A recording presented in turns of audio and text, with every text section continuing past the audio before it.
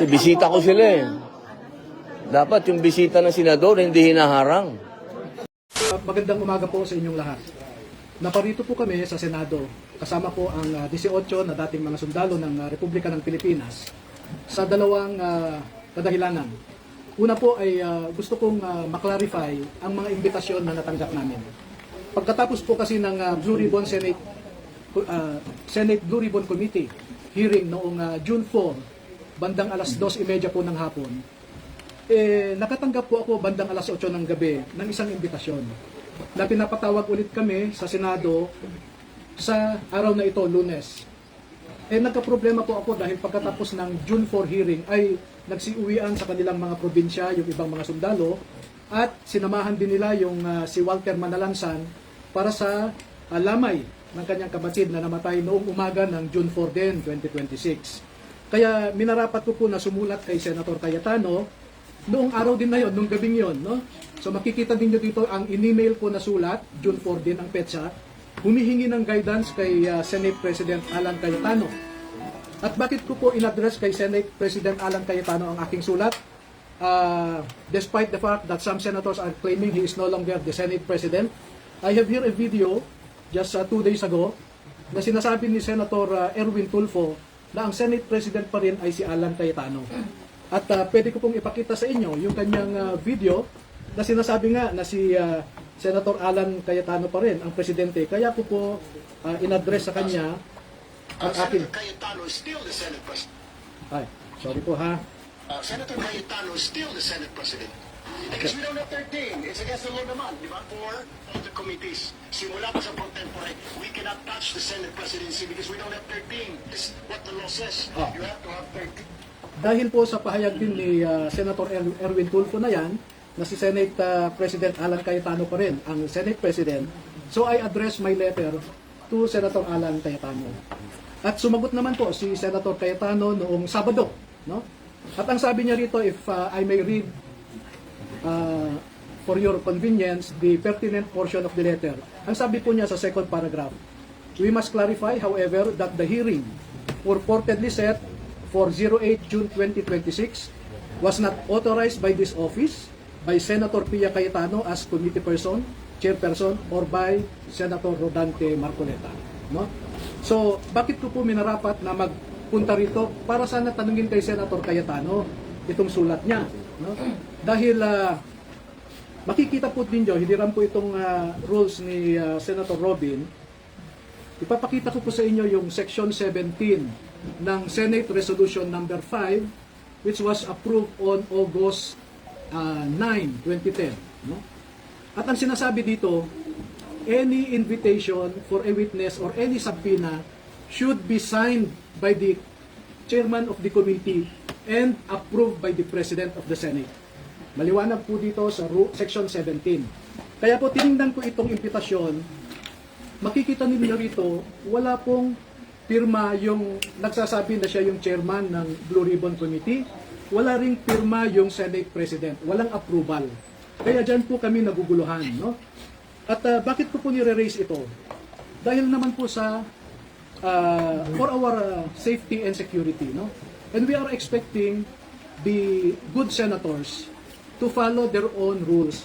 Itong sinasite ko po na Senate Resolution number 5 provides for the rules governing inquiries in aid of legislation. No? Ito po yung Resolution number 5. Okay? So, sana naman po ay sinunod ng sumulat sa amin yung sinasaad ng rules ng Senate. Kaya po kami nagpunta rito kay Senator Robin para mapaliwanagan din kami. No? Pangalawa po, sa totoo lamang ay we are worried but we are not scared that Mr. Erwin Tulfo, who claims to be the new chairman of the Senate Blue Ribbon Committee, is presiding over this investigation. Kasi po, inaakusahan siya, pero siya rin ang mag-iimbestiga at eventually siya rin ang magdedesisyon. He is the accused or respondent, so to speak, but he is the investigator and the judge rolled into one. Sa isang demokrasya po ay na merong functioning judicial system ay hindi nyo po makikita yung kanyang pangyayari. Na kung sino pa yung akusado, siya pa ang mag-iimbestiga at siya pa ang magdedesisyon kung sino ang nagsisinungaling at kung sino ang nagsasabi ng totoo. And of course, by human nature, we don't expect Mr. Erwin Tulfo to admit his guilt. And therefore, by human nature also, it is predictable that he will cite all of us as liars.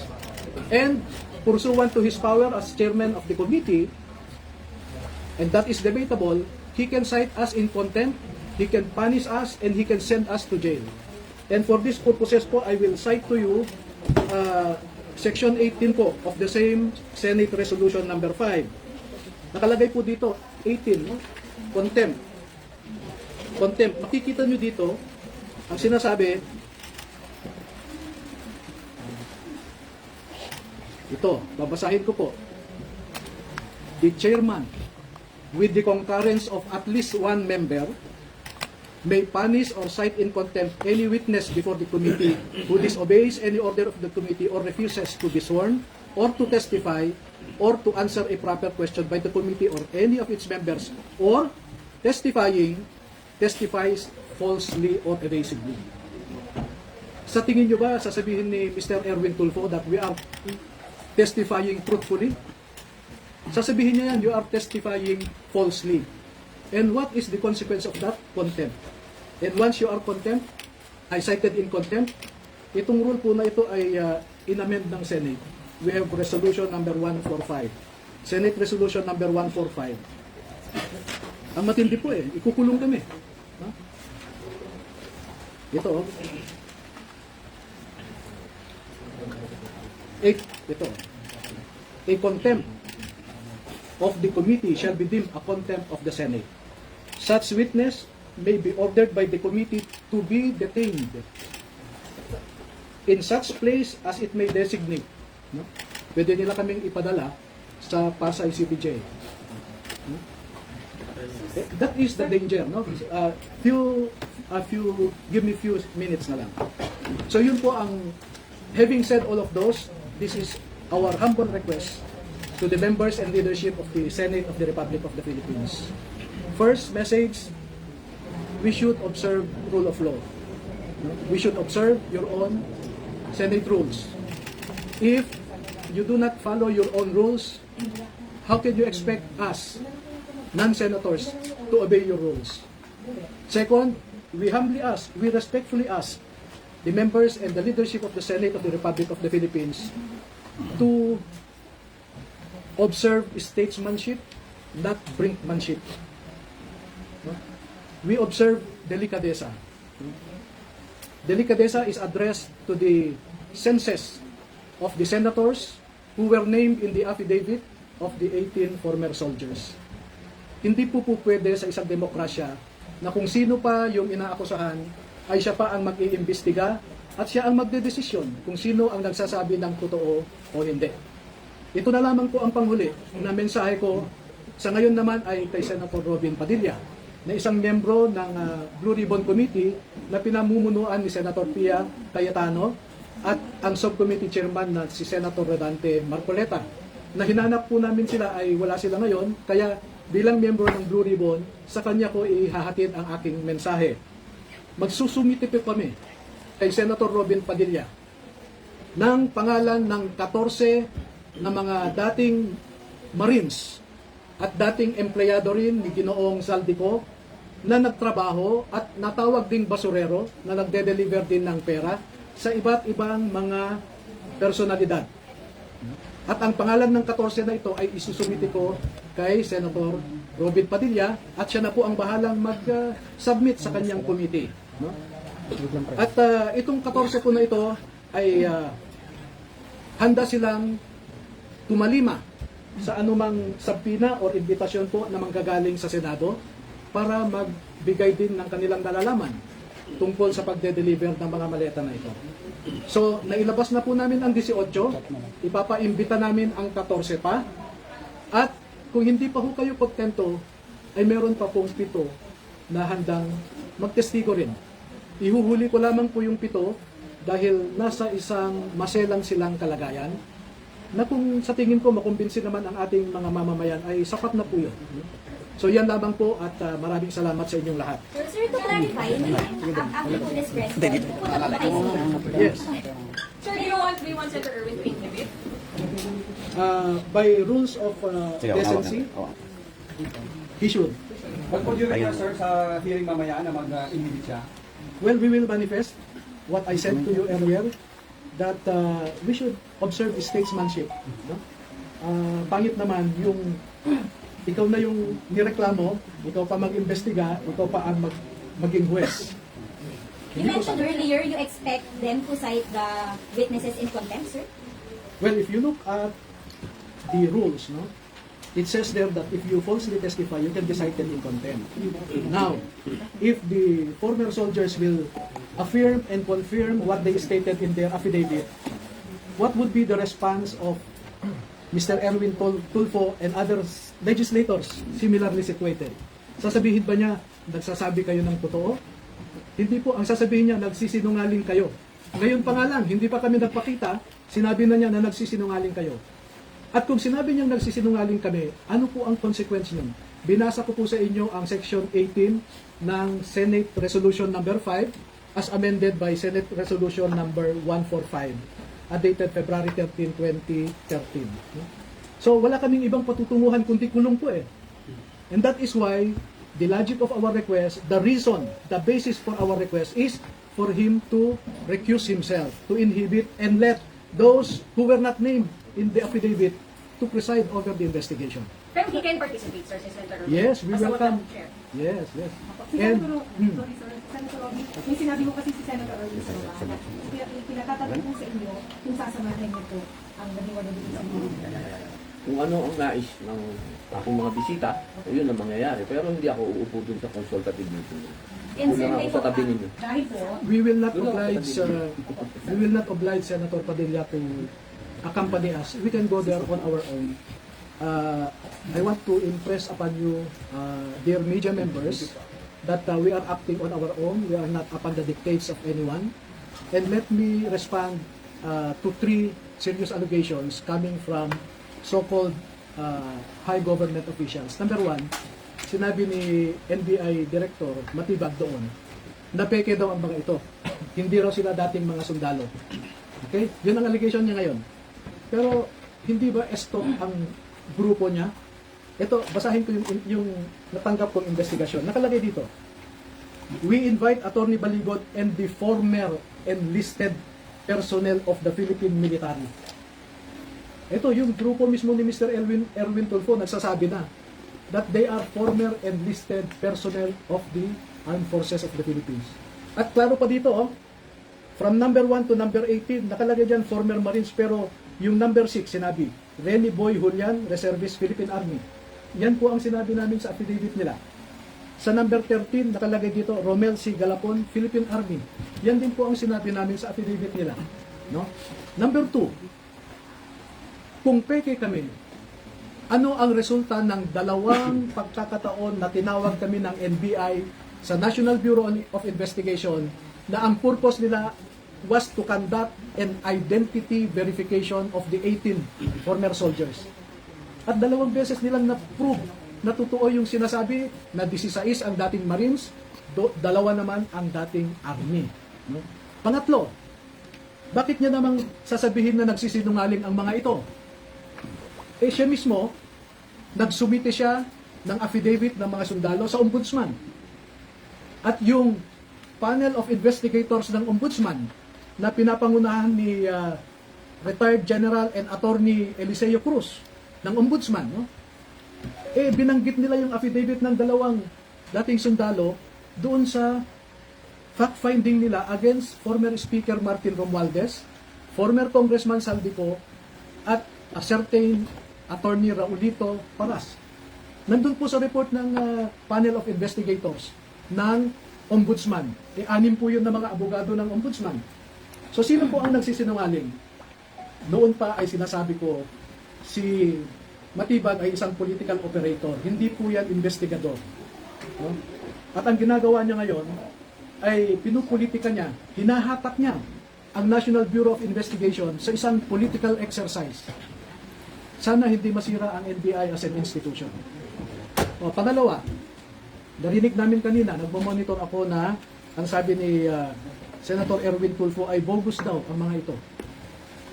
Eh kung bogus ang mga ito, eh bakit po siya napadala at sinabi na former enlisted personnel ng Armed Forces of the Philippines ang mga ito? No? I think there is duplicity in the words of, coming from the mouth of Mr. Erwin Tulfo. Attorney, ano masasabi niyo doon sa binabanggit ng NBI na may inconsistencies doon sa na-submit sa Ombudsman doon sa naging testimonya na nasa Senado ng Huwebes? Ito po, sabi ko nga, sabihin niya yung inconsistencies, no?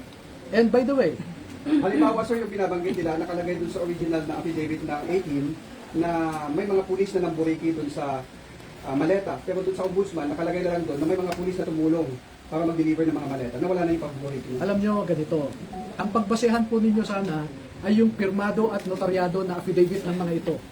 Kasi may mga kumalat na may mga nagdagdag o may nagbago at ibinibintang nila sa amin yun. Eh dapat nga makasuhan yan si Batibag kung saan niya kinuha yung peke na affidavit na yan eh. He relies on a fake document and puts the blame on us. Anong klaseng investigador yan? Nevertheless, as I said earlier, no less than the panel of investigators of the Office of the Ombudsman lent credence to the allegations of the 18 Marines. So how about the claims na kasama daw po si Senator Loren de Garra doon sa affidavit? Hindi in-expound noong last week. Eh, dapat sada kasi nag-attend sila ng Senate Blue Ribbon Committee hearing para sila ang nagtanong. Eh, ba't nila kami pagbibintangan kung wala namang nagtanong? Diba? Pero nandun din sa affidavit, sir. Nandun po sa affidavit eh. Nag-deliver din po kay Sen. Loren at kay Sen. Mark. Sa, Hindi po nila binabawi yung sinabi nila na nag-deliver sila, pinag-send Loren at kami po ay kwan, no? Let me clear this out with you now. Noong in-interview ako sa, I think it's the group of Ed Lingaw, no? Merong babae doon na pan eh. She was not interviewing but rather, anyway, ang sabi sa akin, Attorney, bakit nasama si Laila de Lima sa listahan ng mga Congress members na hindi naman siya miyembro ng Kongreso noon?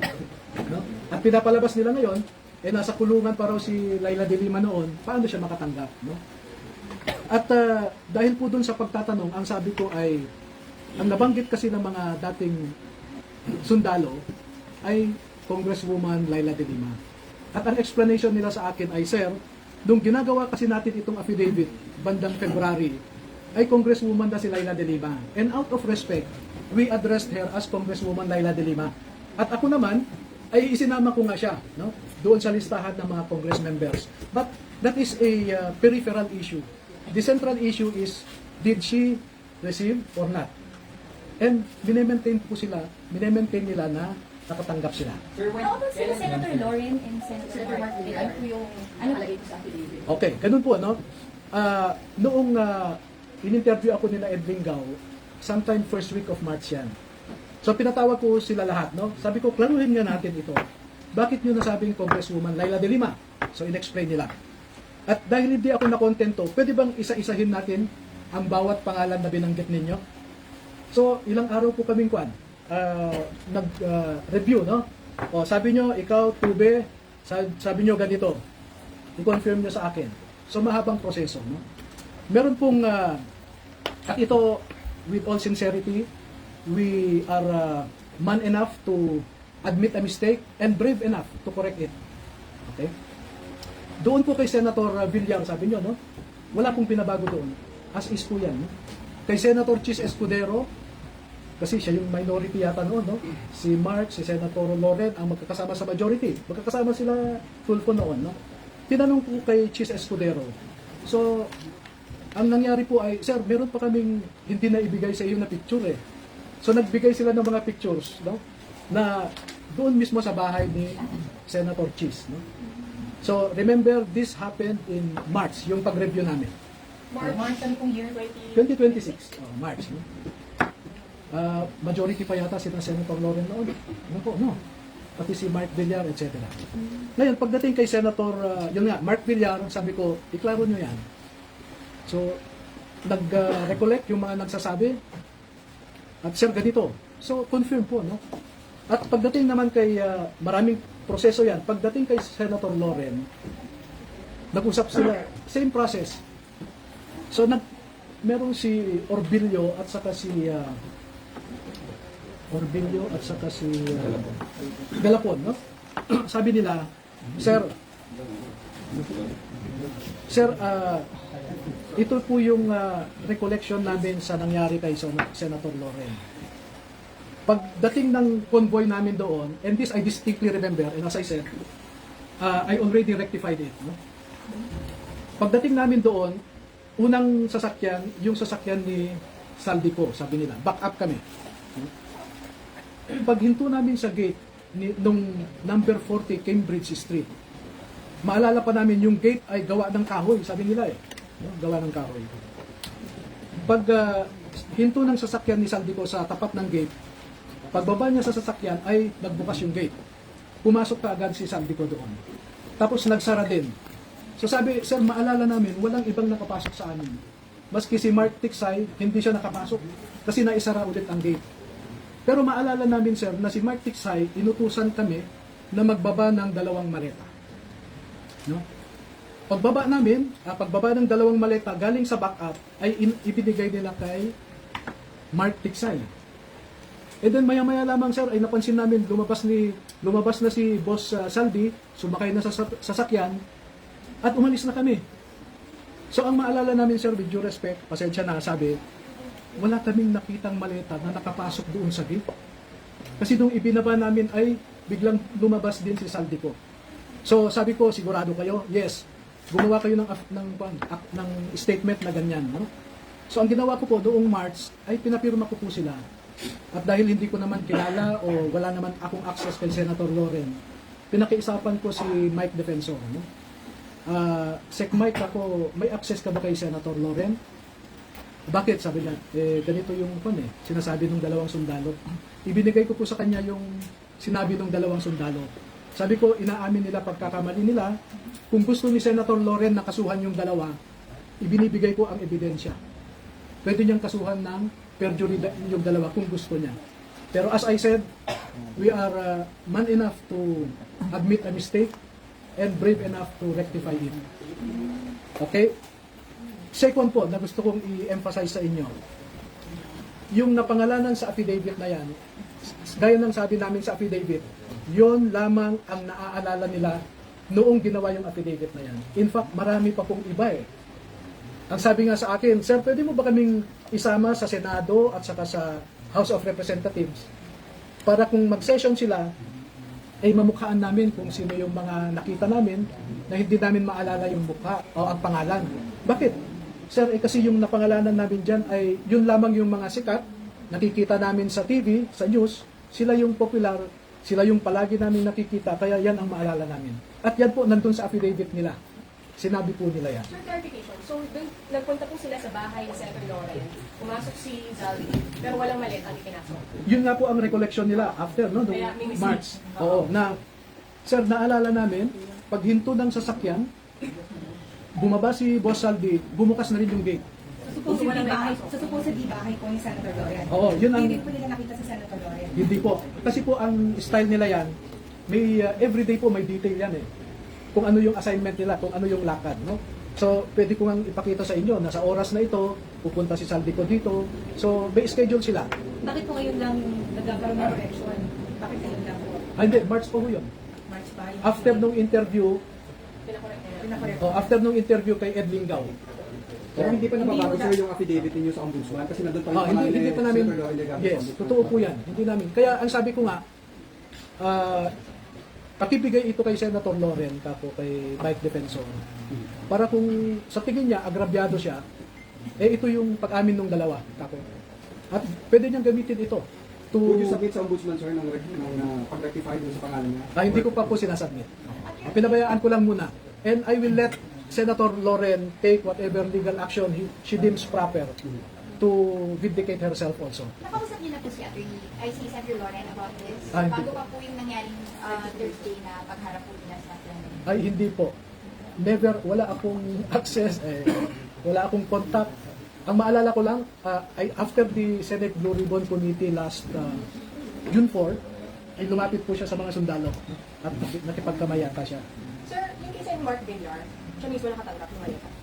Ah, Doon walang correction.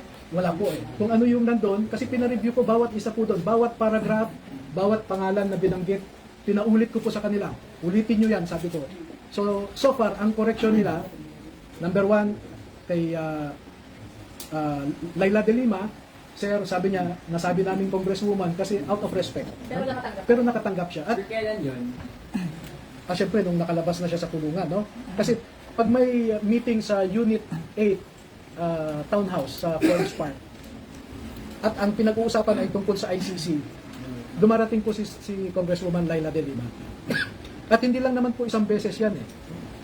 And as I said, pag lumabas po, pag inimbitahan ng Blue Ribbon yung 14 na bagong mga testigo, kung mamarapatin ng Senado na imbitahan sila, ay magkukwento pa po sila kung ano yung nalalaman nila.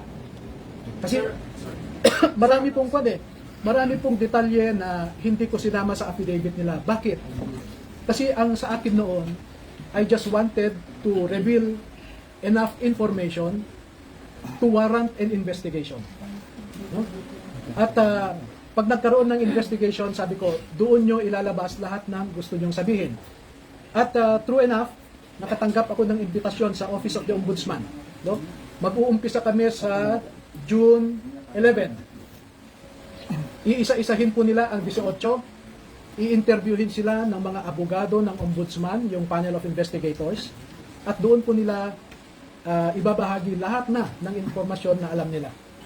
Nung Senate hearing na sa yung Blue Ribbon po na nakaraan, may mga lumabas po doon na gusto sana namin, hindi muna lumabas pero hindi nila naiwasan na maikwento, no? Yung iba. Sa June 11 na po yung pag-rectify din sa mga naunang na-submit doon. Most likely, mangyayari. Pagka tinawag po sila, kasi may schedule, no? Sa June 11 in the morning, si Buduan, no? Sa June 15, si Esquivel. Hindi sila sabay-sabay. Hindi po, isa-isa po yan. Okay, June 11 si Butuan. Sa June 15 si Taberto sa umaga, si Tube sa hapon. Sa June 16 si Esquivel sa umaga, si Navidad sa hapon. So, dire-diretso na po yan. No? Sir, clarification. Yung case and more, mismo ang tumanggap. Details ba? Ay, hindi po sinabi na si Senator Mark mismo. Pero ang nakita nila, bumaba sila, nagbaba ng maleta at naipasok yata sa gate. No? Ng bahay. Yung address na yon.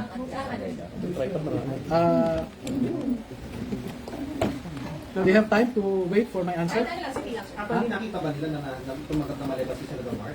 Hindi, sabi nga nila, hindi nila nakita si Senator Mark pero naipasok nila yung pera sa compound, no? Sa loob. Sa bahay niya. Ito po, Si Senadora Loren, attorney, nakita rin ba na tumagat siya ng maleta? hindi nila nakita. Hindi nila nakita. Pero bahay. Pero walang pumasok na maleta sa bahay. Yun po ang naging clarification. No? Kasi parang sandali lang daw pumasok si Kwan si Saldi. Pagpasok niya, naisara daw yung gate, so pati si Mark Tiksay naiwan sa labas. So hindi nila alam kung ang pag-alis nila ay naipasok naman eventually yung maleta. Hindi po kasi paglabas daw ni Kwan, pagbukas ng gate, lumabas si Saldico, sumakay ka agad sa sasakyan. Nandun pa yung maleta. Hindi, ang sabi nila, sir, malamang malamang isinakay ni Mark Tiksay sa sasakyan ni Boss Saldi. Then pumunta na sila sa next destination. May bigay pa kay Senadora Loren? May bigay na rin po sila kung may naibigan o wala? Yun po ang salaysay nila eh. Ganito na lang, no? As I said, I actually armed Senator Loren Legarda to go after the two if she deems it proper. Sir, yung case and Mark lang, sir. Sadali ha, Mark. Villar, sadali ha. Pero kung tinitingnan niyo, tanong kilala si Senator Robin, sir, Ito nakarating po. sa inyo yung Ito na, no? Paragraph 42, letter F. Kami, Orbilio, Bobares at iba pa, kasama si John Paul Estrada at Saldico, ay nag-deliver ng 7 medium-sized maleta kay dating Senator at DPWH Secretary Mark Villar noong 2022. Sa kanyang bahay sa Portofino South, Bielia Street, Daang Hari, Las Piñas. Nakita nila, sir, na tinanggap mismo ni Senator Mark. Wala po silang sinabi na ganon. Basta pinadala nila sa address na yon.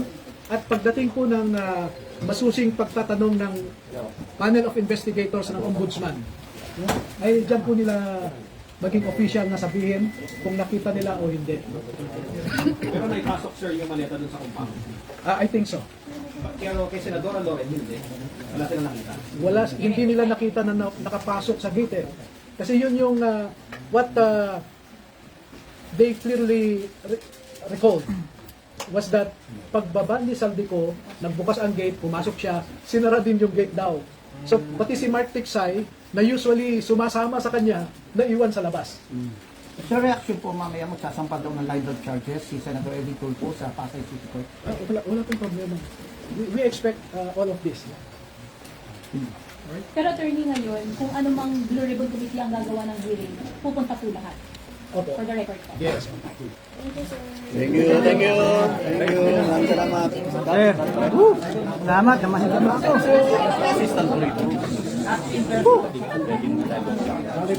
Pero pwede po. Tayo mo na lang na. Edwin,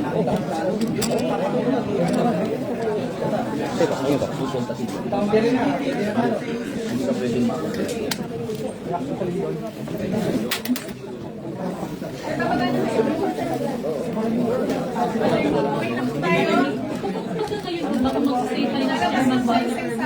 Ayaw niyo pumunta sa hearing. Parang condition po ba na dapat member lang ng committee sa for you to participate sa hearing? O okay lang by chairman? Ito lang, kung mag-chair siya, discretion niya yun. Pero as I said, being public officers, no? He should observe decency, fairness, and he should be a statesman. That's what our country needs, statesmanship. Pero pupunta po kayo sir today sa hanggang Dadaan ako. Unfortunately, ito, liwanagin ko, narinig ko yung sinabi ni Senator Kiko Pangilinan kanina, that proceeding now is not actually a proceeding of the Senate Blue Ribbon Committee, but a consultative meeting of the members of the Senate. No? So, pwede kaming pumunta, Pwede rin hindi. pwede rin hindi, pero hindi naman siguro masama na magkortesiya kami. Nasabihin sa kanila, nandito kami. Pero sir, kung kunwari isa lang po lahat at magtanong, okay lang din po. We There's no problem. are ready to receive questions. Kahit din po sa mga susunod na Opo. schedule. Alright, thank you.